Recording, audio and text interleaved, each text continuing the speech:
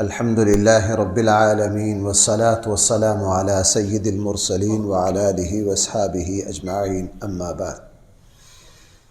21ویں پارے کا خلاصہ یہ ہے 20ویں پارے کا خلاصہ یہ ہے کہ 20ویں پارے کے شروع میں قرآن کریم نے سوالیہ انداز میں ایک سوال پیدا کر کے کھڑا کر کے تاکہ لوگ اس پر غور کر سکیں، ساری انسانیت سے یہ پوچھا کہ تم ذرا غور کرو،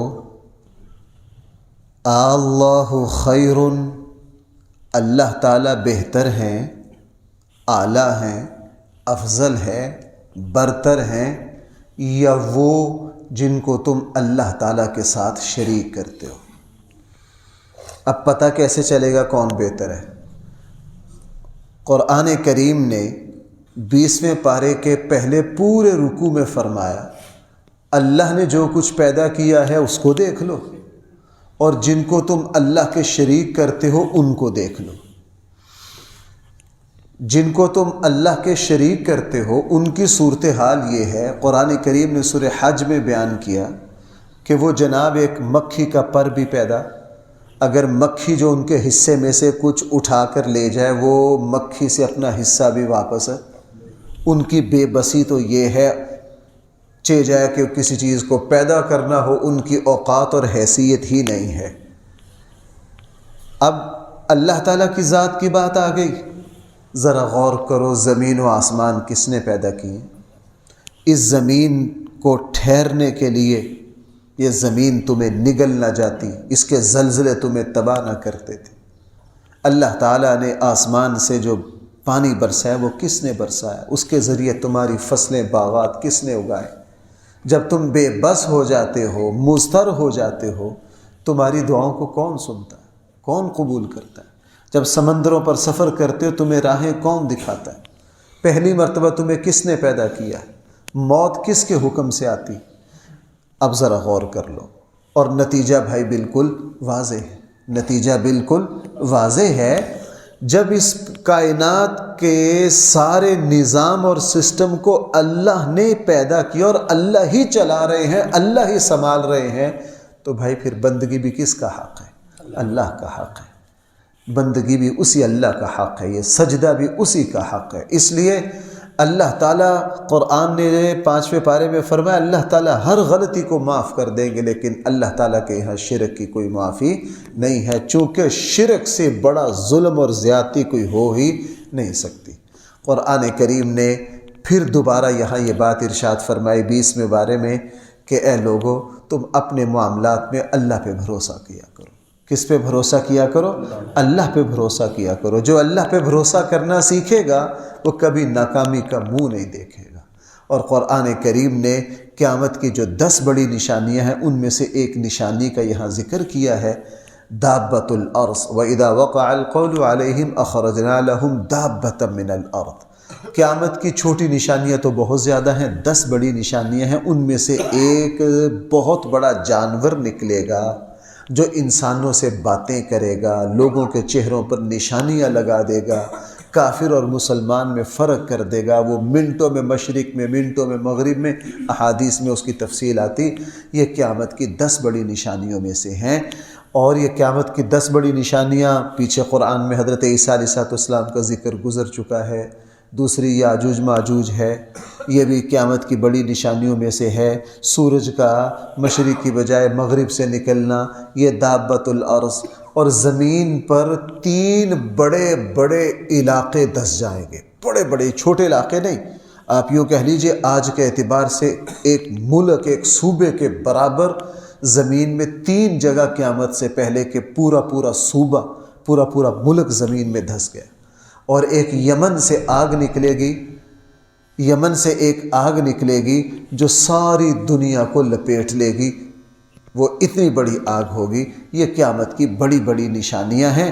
چھوٹی نشانیاں تو قیامت کی ساری پوری ہیں، لیکن بڑی نشانیاں جو ہیں اس وقت تک قیامت نہیں آئے گی جب تک یہ 10 نشانیاں پوری نہ ہو جائیں، جن میں سے اب تک کوئی بھی پوری، چونکہ جب کوئی ایک ہو جائے گی ظاہرہ پھر تو دوسری بھی۔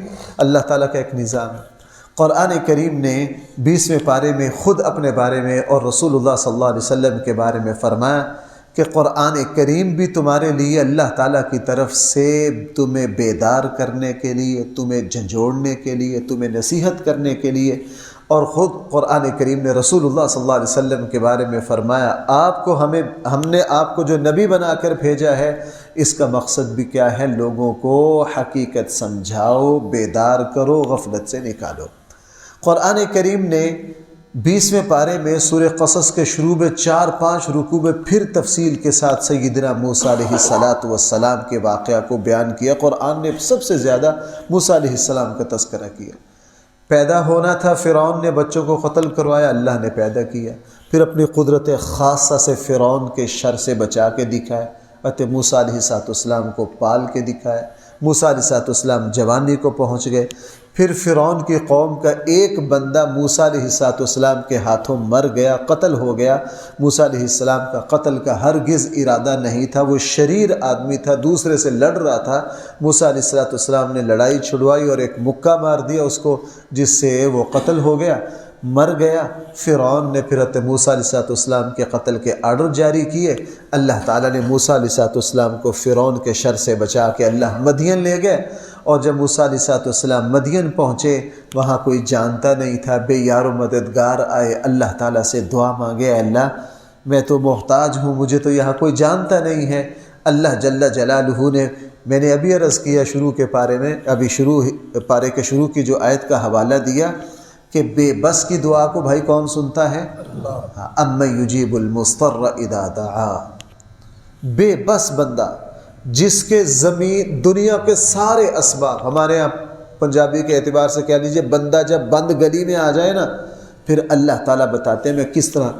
اب پھر شاہی خاندان میں موسیٰ علیہ السلام پلے، ظاہر ہے شاہی خاندان میں پلنے والا بچے نے کوئی زمانے کی مشقتیں اور تکلیفیں نہیں دیکھی، ناز و نعمت کی زندگی گزاری۔ اچانک بندہ مر گیا بغیر ارادے کے، اوپر سے قتل کے آرڈر جاری ہو گئے۔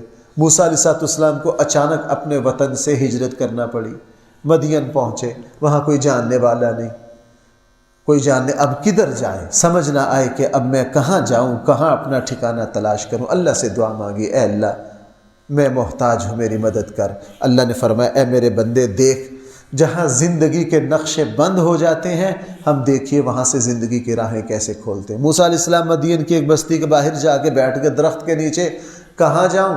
تو دیکھا کہ جو وہاں ایک چشمہ کنواں ہے، اس سے بکریوں کے چرواہے پانی پلا رہے ہیں اپنی بکریوں کو، اور 2 بچیاں جو ہیں وہ ایک طرف اپنی بکریوں کو پانی پینے سے روک رہی ہیں۔ موسیٰ علیہ السلام نے ان بچیوں سے پوچھا کہ تم پانی کیوں نہیں پلا رہے؟ انہوں نے کہا جی ہمارے والد بوڑھے ہیں اور ہم پانی نکال نہیں سکتی، یہ مرد ہیں، طاقتور ہیں، ڈول بڑا بھاری ہے، یہ اپنی بکریوں کو پانی پلا کر جب چلے جاتے ہیں، جو بچا کھچا پانی ہوتا ہے وہ ہم اپنی بکریوں کو پلا لیتے۔ موسیٰ علیہ السلام نے فرمایا چلو میں تو پریشانی میں ہوں، میرا کوئی ٹھکانہ بھی نہیں، چلو ایک نیکی کا موقع سامنے آیا، میں اللہ کے لیے وہ نیکی کروں۔ آگے بڑھے اور آگے بڑھ کر ڈول سنبھالا اور ڈول پانی کا نکالا، نبی تھے، طاقتور تھے، اکیلے ڈول نکالا، ان بچیوں کو کہا تم اپنی بکریوں کو پانی پلاؤ، پانی پلایا، اور وہ بچیاں تھیں وہ بکریاں لے کے وقت سے پہلے گھر پہنچ گئی۔ وہ حضرت شعیب علیہ السلام کی بیٹیاں تھیں، انہوں نے حضرت شعیب علیہ السلام نے پوچھا اپنی بیٹیوں سے کہ آج تم جلدی کیسے آ گئی ہو؟ اس طرح کا ایک مسافر تھا، چہرے مہرے سے بہت نیک نوجوان تھا، اس نے آج مہربانی کر کے ہمیں پانی پہلے نکال دیا ہے اور ہم وقت پر اور جلدی گھر آ گئی، لگتا ہے کوئی مسافر ہے۔ شعیب علیہ السلام نے کہا اچھا کوئی مسافر ہے پھر تم ان کو گھر لاؤ۔ انہوں نے ہمارے ساتھ مہربانی بھی کی ہے، مسافر بھی ہے، لائے، کھانا کھلایا، تعارف ہوا، ظاہر ہے اللہ ادھر بھی نبی ہیں اور ادھر بھی کیا ہے؟ شعیب علیہ السلام تو فی الحال نبی تھے، اور موسیٰ علیہ السلام کو آگے جا کے نبوت ملنی ہے، تقوی، شرافت، اخلاق، پاکیزگی، تعارف ہو گیا، ساری بات بتائی کہ میں مصر سے اس وجہ سے آیا ہوں۔ شعیب علیہ السلام نے کہا ڈرنے کی ضرورت نہیں، آپ یہاں رہیے۔ 10 سال شعیب علیہ السلام کے پاس رہے۔ شعیب علیہ السلام نے اپنی بیٹی کا نکاح کر دیا۔ ابھی کہہ رہے تھے کہ میرے پاس یا اللہ کوئی ٹھکانہ نہیں ہے۔ اللہ نے کہا میرے بندے دیکھ میں کس طرح ٹھکانہ دیتا ہوں، تمہارا کام ہے پکارنا، تم ہمارے سامنے ہاتھ ہی نہیں پھیلاتے، اور بھائیوں میں سچی بات آپ سے عرض کروں، یہ جو رمضان ہے نا، اصل میں یہ اللہ سے مانگنے کا مہینہ ہے۔ یہ کیا ہے؟ اللہ سے مانگنے کا۔ اس میں بندہ اللہ سے اتنا مانگے، کوئی ضرورت نہ بھی ہو یار، اللہ سے پھر بھی مانگنے میں مزہ آتا ہے۔ اللہ سے مانگنے میں پھر بھی کیا آتا ہے؟ مزہ آتا ہے۔ اللہ تعالیٰ نے پھر یہاں سے حضرت موسیٰ علیہ السلام کو پناہ بھی دے دی، ٹھکانہ بھی دے دیا، بیوی بھی دے دی، نبی کے گھر میں قیام پذیر بھی ہو گئے، اور 10 سال تک یہاں دنیاوی طور پر بکریاں، پورے دنیاوی کاروبار معاملات بھی مل گیا، اور وہاں سے 10 سال کے بعد جب مصر واپس آ رہے تھے، اللہ نے نبوت بھی دے دی، معجزات بھی دے دی، اور اپنا فضل کہاں سے کہاں پہنچا دیا۔ قرآن اس واقعہ کو تفصیل سے ذکر کر رہا، اور علماء نے ایک بڑا اہم نقطہ لکھا ہے کہ سورہ قصص جو ہے نا، یہ سفر ہجرت میں اتری ہے حضور پر۔ بھائی کب اتری ہے؟ اللہ کے نبی جب مکہ سے نکلے نا ہجرت کے لیے، چونکہ جو زندگی کے نقشے بند ہو رہے تھے موسیٰ علیہ السلام پر، بظاہر حضور علیہ السلام پر بھی ہجرت کی رات وہی کچھ ہو رہا تھا۔ آپ سب حضرات کو پتہ ہے نا، ہجرت کی رات قتل کے لیے 100 بندہ پورا منصوبہ تھا۔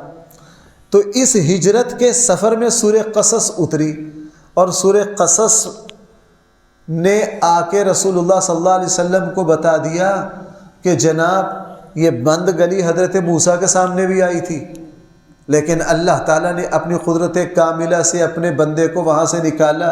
اے ہمارے حبیب آپ پریشان نہ ہوں، اگرچہ آپ کو مکہ سے نکلتے ہوئے 3 دن تک پناہ کہاں لینی پڑ رہی ہے؟ غار ثور میں، اور آپ اتنے بے بس ہو گئے ہیں، پاؤں کے نشان بھی بچانے پڑ رہے ہیں آپ کو، لیکن پریشان ہے۔ غار ثور سے نکالا، اور آپ کو پتہ ہے رستے میں پھر سراقہ بن مالک نے پھر بھی دیکھ لیا، اللہ کے نبی کو روک لیا، فرمایا پرواہ نہ کریں، اس زندگی کی اوقات نہیں ہے کہ یہ ہمارے حکم کے سامنے آپ کے اوپر بند ہو جائے،